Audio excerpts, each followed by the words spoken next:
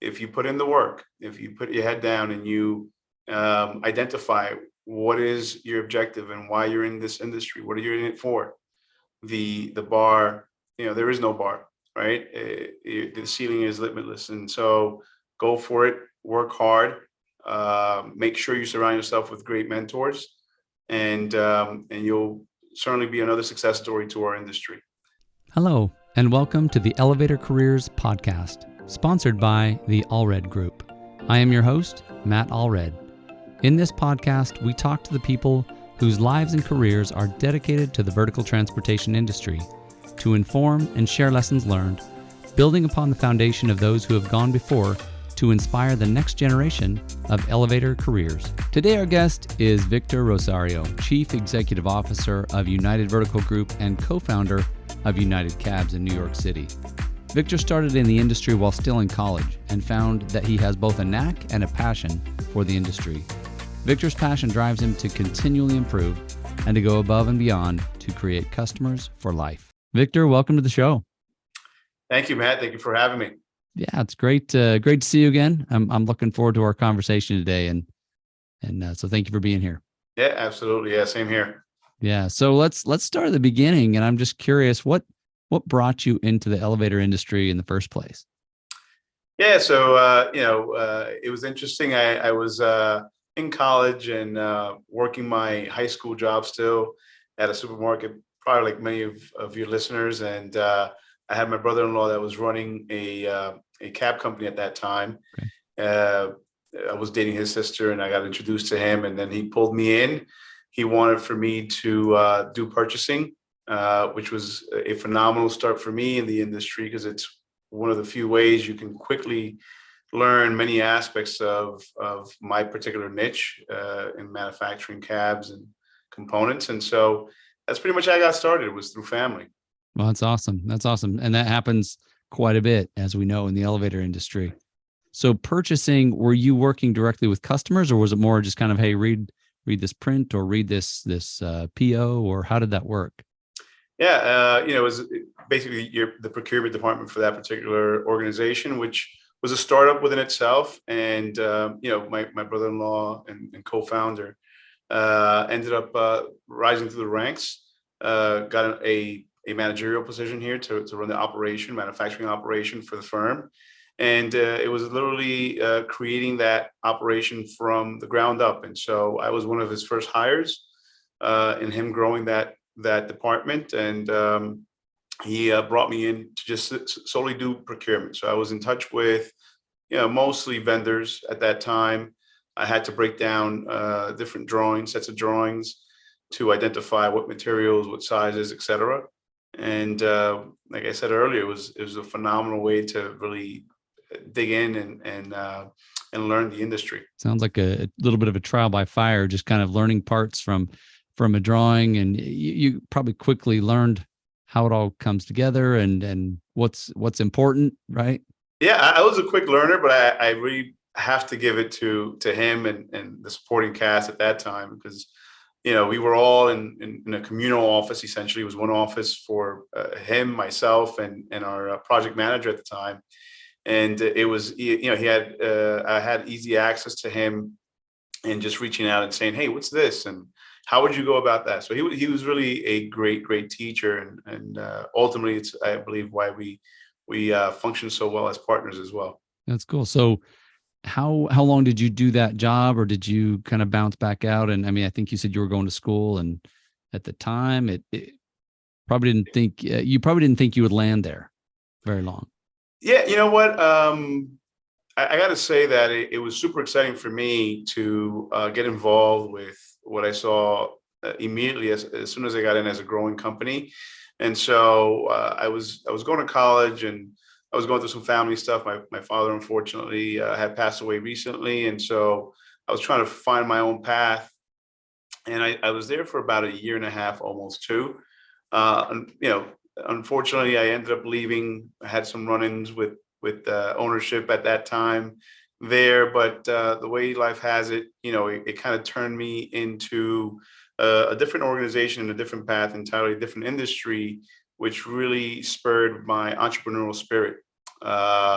working with this other company outside of this industry kind of showed me the path to what my passion was, which is ultimately how I full circle came back into the industry, but more so as a future owner of a company. Very cool. How long were you outside the industry before you came back in?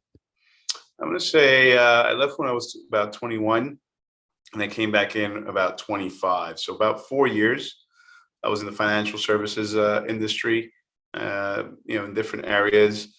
And then, unfortunately, when 08, 07, 08 happened, the financial crisis, my brother-in-law had already started and partnered up with someone else to start their own venture.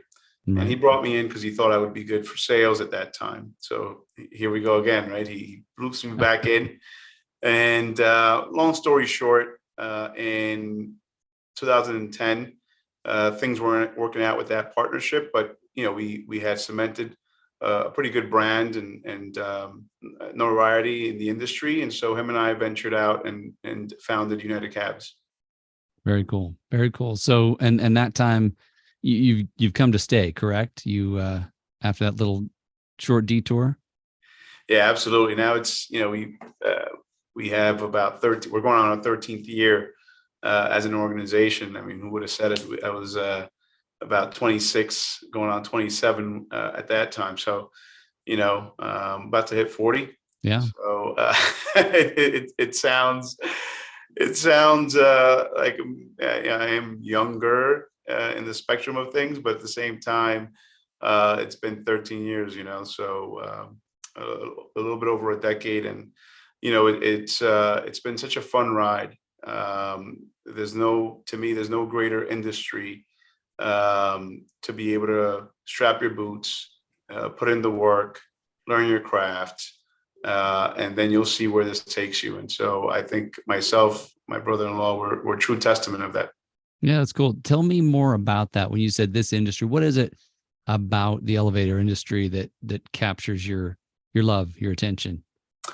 Yeah, aside from the product, we're obviously on the aesthetic side of the business. I always say to a lot of potential clients and even contractors that sub us that, as important as putting up rails or, getting that motor going and wiring up your controller, how important those things obviously are to the function of our vertical transportation, the end user experiences it through the aesthetics. And so Sure. they judge that installation or that modernization through aesthetics. So it's such a major part of our industry. It's really, at the end of the day, what most projects are judged by.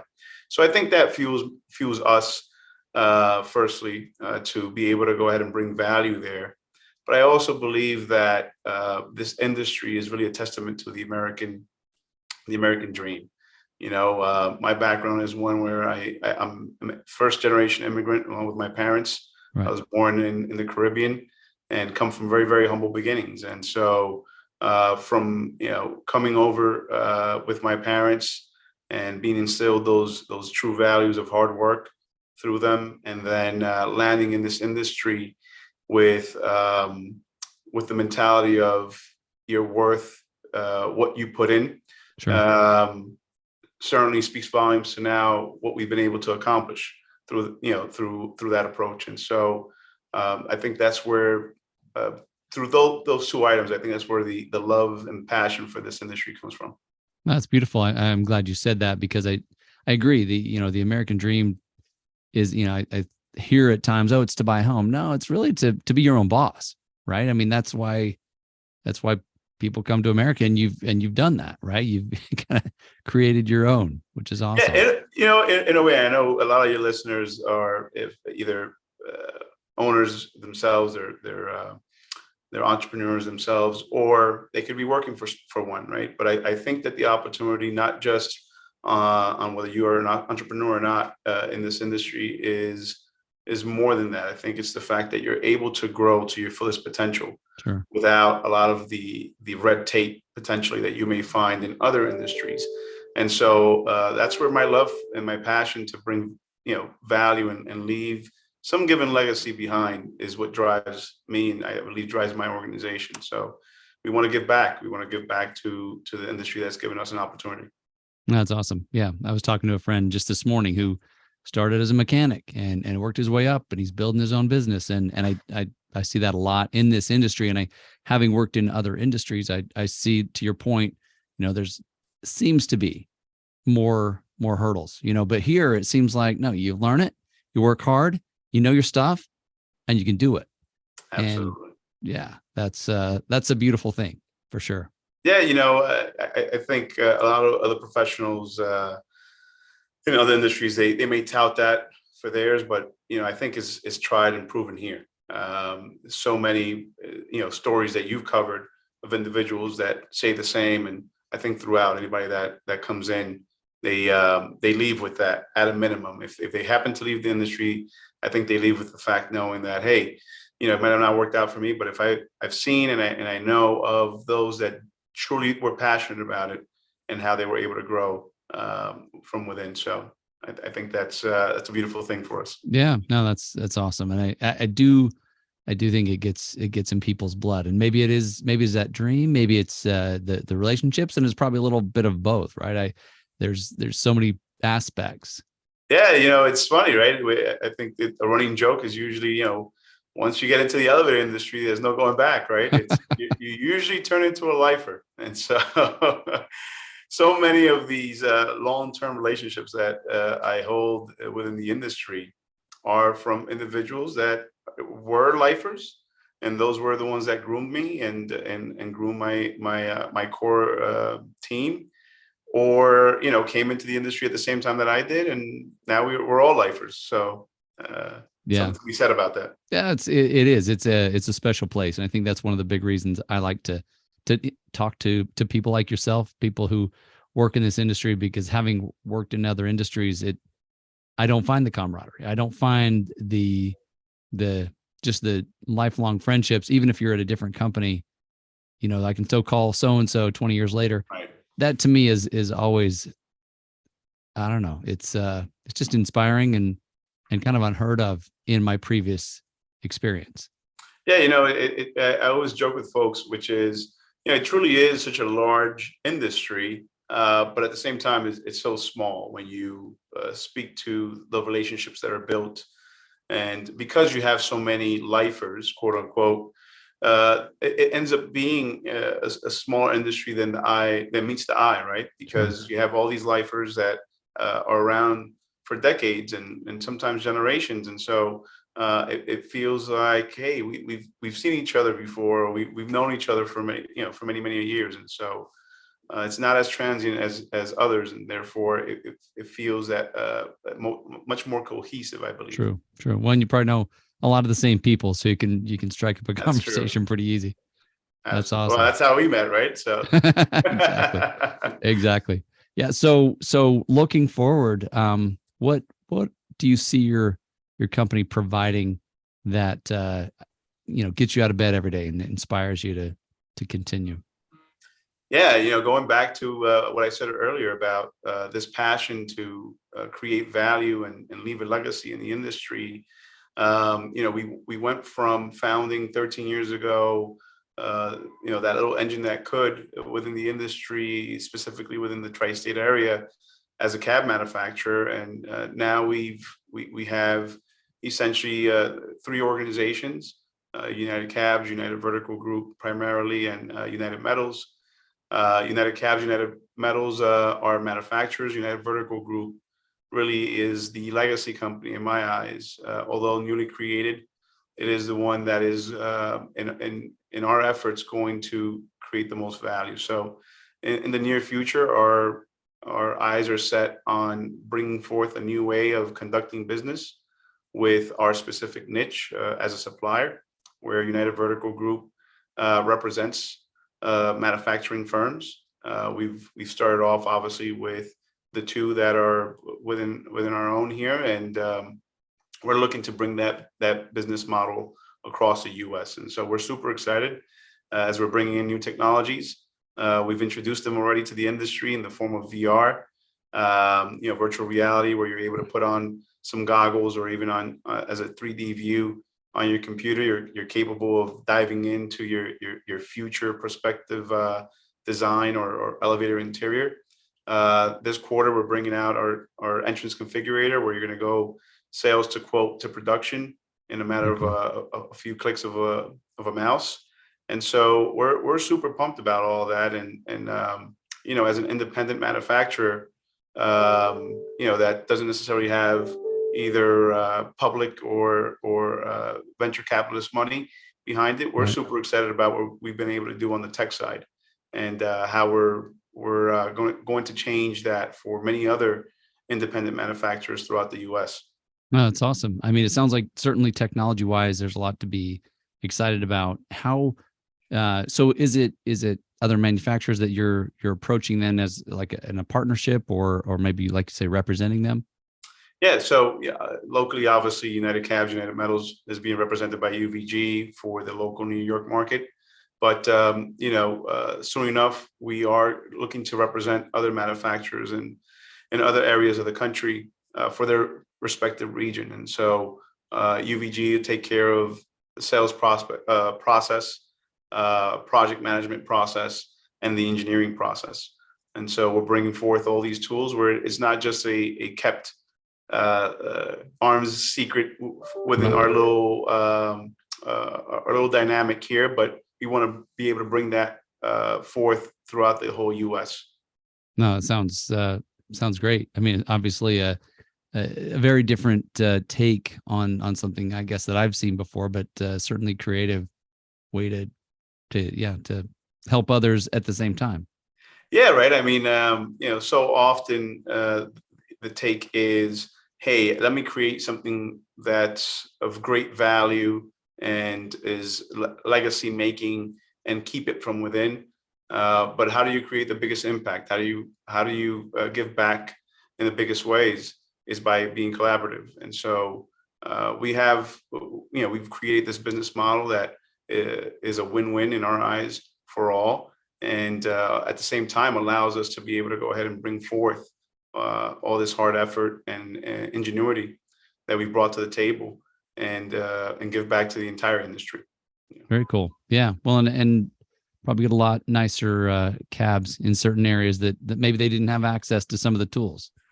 Yeah, that'd be phenomenal. All the time, I get comments on many of our posts on LinkedIn and social media about, hey, I want to be able to, one day bring this design or execute this design down here in some given area where potentially their only options are to go with modular concepts.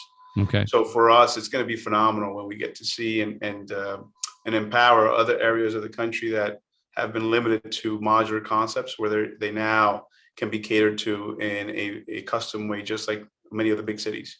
Very cool. I did see a post from Lorene I think it was just yesterday, and I was like, wow, that's amazing, right? Yeah, What you we're can very do. fortunate to have great craftsmen. We're very fortunate to have just an incredible team of passionate individuals, and we're very fortunate to be given opportunities by our entire clientele base to execute on some phenomenal designs. And so we're blessed that way.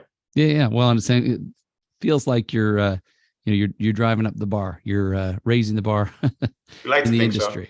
We like Yeah. to think so. Very cool. Very cool. So, what would you say to, I don't know, just some advice? I mean, if you could, I don't know, wave your magic wand or share some wisdom with our listeners, what would it be? Yeah, I mean, for those that are newcomers to the industry, all I can say is welcome and congratulations. Right, you've landed in an industry that is so accommodating, that is full of unbelievable people, so many different unbelievable organizations. And so, if you put in the work, if you put your head down and you identify what is your objective and why you're in this industry, what are you in it for? The bar, there is no bar, right? The ceiling is limitless. And so go for it, work hard, make sure you surround yourself with great mentors, and you'll certainly be another success story to our industry.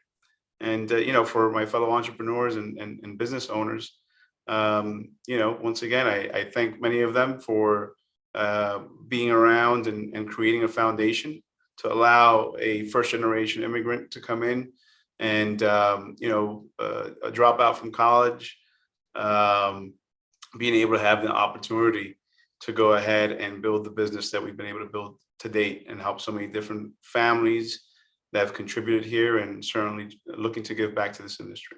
Very cool. Very cool. What I guess we're running short on time, but I guess the question I want to end with is what are some I don't know, potential pitfalls that you see people sometimes get into that maybe hinder their opportunity to really succeed in this industry? Yeah, it's a great question. I think for those that now consider themselves lifers, they may give you all sorts of different answers to that may be very technical. But I think that the biggest pitfall is not having a long-term view, you know, um, especially for many that maybe come from a different industry. I think obviously those that see this as a ripe opportunity of an industry, their initial views are very long-term. But for those that come in from elsewhere, the biggest pitfall is to think that they're going to come in here, be surrounded with the culture that we just described, and think that you're going to have a immediate win now, or trying to create shortcuts. You create shortcuts by the type of effort that you put in, and so don't fall into the mentality of I'm going to go ahead and do it faster with less resources than someone who's been proven. I think you put your head down, you understand that this is long term. It's going to take a lot of effort, and you do the work. And if you do the work, the fruits you'll bear of the fruits of this industry. Yeah, yeah, and I hear you say, commit to it, right? Jump in, 100%. commit to it, and the fruits will come, but don't expect them to just land in your lap day one. 100%. That is the biggest mistake I think you could potentially make within the industry. Awesome, Victor. Thank you for being on today. It's a privilege to talk to you as always, and I wish you the best as you continue to build your business. Thank you for the opportunity, Matt. Good luck to you as well. Thank you. Bye-bye. Thank you. Thank you for listening to the Elevator Careers podcast, sponsored by the Allred Group, a leader in elevator industry recruiting. You can check us out online at elevatorcareers.net. Please subscribe, and until next time, stay safe.